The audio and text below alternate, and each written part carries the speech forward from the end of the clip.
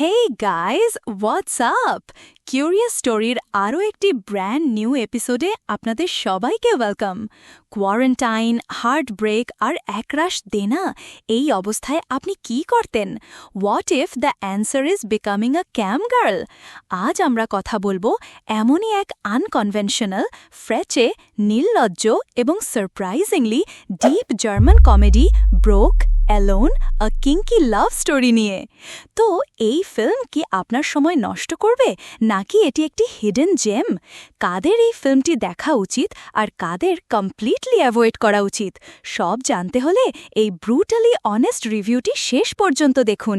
And don't worry, এই রিভিউটি completely spoiler free. So what's the story all about? গল্পটি সারা নামের এক স্বাধীন চেতা আর্ট ছাত্রীকে নিয়ে।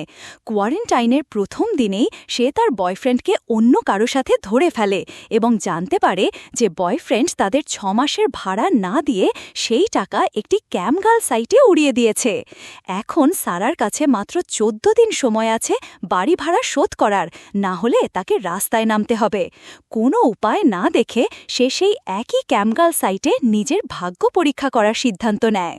Acting and performance. এই ফিল্মের সবচেয়ে বড় শক্তি হল প্রধান চরিত্রে নোরা ইজলের অভিনয়।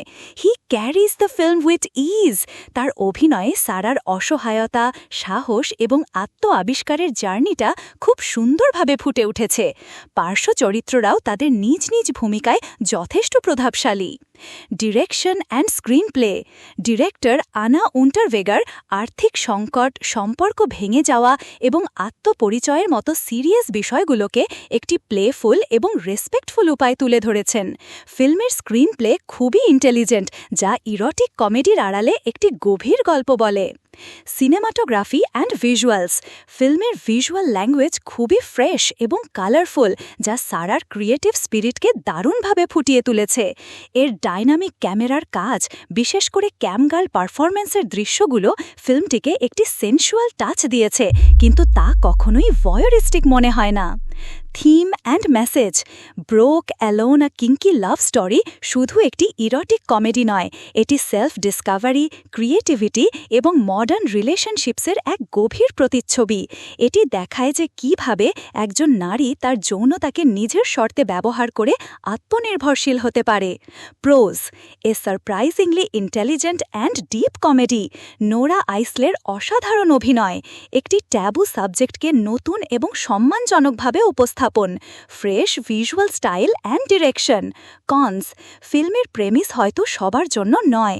কিছু সমালোচকদের মতে এর সংলাপ এবং কিছু দৃশ্য ক্রিঞ্জি লাগতে পারে। গল্পটি খুবই সিম্পল এবং সিচুয়েশন বেসড। Target audience. যদি আপনি একটি আনকনভেনশনাল, চিকি এবং ইন্টেলিজেন্ট কমেডি দেখতে পছন্দ করেন, যা আপনাকে হাসানোর পাশাপাশি ভাবাবেও, তাহলে এই ফিল্মটি আপনার জন্য। কিন্তু যদি আপনি একটি সাধারণ রোম-কম বা সিরিয়াস ড্রামা খুঁজছেন, তাহলে এটি আপনার জন্য নয়। Overall, broke alone, a kinky love story একটি এমন ফিল্ম যা আপনাকে অবাক করে দেবে। এটি একটি মজাদার, হৃদয়গ্রাহী এবং সাহসী প্রচেষ্টা, যা আপনাকে এক নতুন দৃষ্টিকোণ থেকে জীবনকে দেখতে সাহায্য করবে। It's more than just a kinky love story, it's a story of empowerment.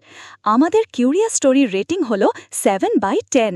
So friends, যদি এই অনেস্ট রিভিউটা তোমাদের ভালো লেগে থাকে, তাহলে হিট দ্য লাইক বাটন, কমেন্টে তোমাদের মতামত জানাও, অ্যান্ড অফকোর্স সাবস্ক্রাইব করতে একদম ভুলবে না। শেয়ার করলে আমাদের ফ্যামিলিটা আরও বড় হবে।